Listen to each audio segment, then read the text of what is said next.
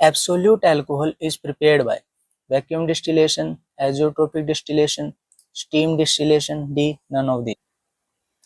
जो absolute alcohol होता है ना, वो 100% क्या होता है हमारा, इथेनॉल होता है, राइट, यानी CH3CH2OH होता है, ठीक है, ओके। हमें बनाना है 100% इथेनॉल यानी एब्सोल्यूट अल्कोहल। उसके लिए बोल रहा है कि आप वैक्यूम डिस्टिलेशन यूज करोगे, एजियोट्रोपिक डिस्टिलेशन यूज करोगे या फिर स्टीम डिस्टिलेशन यूज करोगे। सबसे पहले आप डिस्टिलेशन समझो।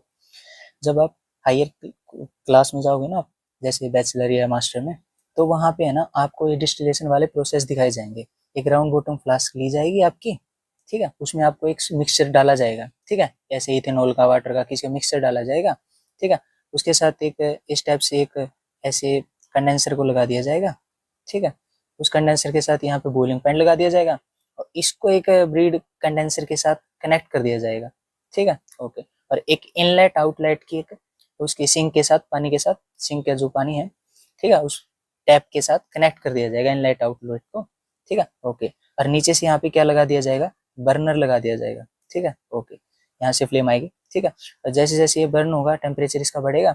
अब जो ये मिक्सचर है ना, अब जिसका बॉइलिंग पॉइंट सबसे कम होगा वो क्या करेगा, सबसे पहले जाएगा, और सबसे पहले जाएगा तो यहाँ पे टेम्परेचर नोट हो जाएगा, फिर उसके बाद इस आउटलेट में से जाएगा, ठीक है, ओके। यहाँ इसके एक पाइप से हुई इसमें से जाएगा और इसके जो वॉल है ना, ये लेफ्ट राइट वाली, यहाँ से पानी बह रहा होगा, ठीक है, इस टैप में से, ठीक है। इसको क्या करेगा, कूल डाउन करेगा, यहाँ से वेपर बने, इन वेपर्स को क्या करेगा, कूल डाउन करेगा। और यहाँ पे एक और फिर राउंड बॉटम लगा रखी है हमने, ठीक है, और उसमें क्या हो जाएगा, सेटल डाउन होते जाएंगे। इस तरीके से हम जो मिक्सचर लेगा उसमें जो दो कंपाउंड है ना, दो कंपोनेंट है, उन दोनों को हम सेपरेट कर सकते हैं अगर उनके टेम्परेचर में गैप हुआ तो, ठीक है। अब बनाना क्या है हमें, 100% इथेनॉल बनाना है। अब आपको पता होना चाहिए कि जो बनाने के लिए, अब ये जो एजियोट्रोपिक मिक्सचर होता है ना, एजियोट्रोपिक मिक्सचर, उसमें क्या होगा, इथेनॉल के साथ वाटर भी होगा।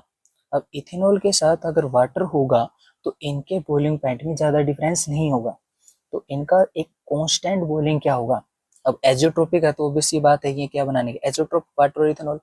एजियोट्रोप का मतलब क्या होता है कि जब ये बॉइल होंगे तो एक कांस्टेंट टेम्परेचर वाली वैल्यू देंगे आपको, एक फिक्स टेम्परेचर पे ये दोनों क्या होंगे। अब दोनों एक फिक्स टेम्परेचर पे बॉइल होंगे तो मैं अलग कैसे करूंगा, यहाँ पे इस अनदर राउंड बॉटम फ्लास्क में इनको मैं अलग कैसे करूंगा और 100% इथेनॉल कैसे बनाऊंगा, तो ये तो मेरे लिए पॉसिबल नहीं है। तो इसके लिए मैं सिंपल डिस्टिलेशन और वैक्यूम डिस्टिलेशन क्या यूज नहीं कर सकता। इसके लिए मेरे को एजियोट्रोपिक डिस्टिलेशन का यूज करना पड़ेगा, क्योंकि मैंने अभी बताया ना कि वाटर और इथेनॉल वाला एजियोट्रोपिक मिक्सचर बना लेते हैं कांस्टेंट टेम्परेचर पे, तो ये एजियोट्रोपिक वाला हो गया, तो एजियोट्रोपिक डिस्टिलेशन का हम यूज करेंगे। अब करेंगे कैसे, अब करने के लिए मेरे को क्या करना पड़ेगा, वाटर और इथेनॉल का तो बन गया, अब मेरे को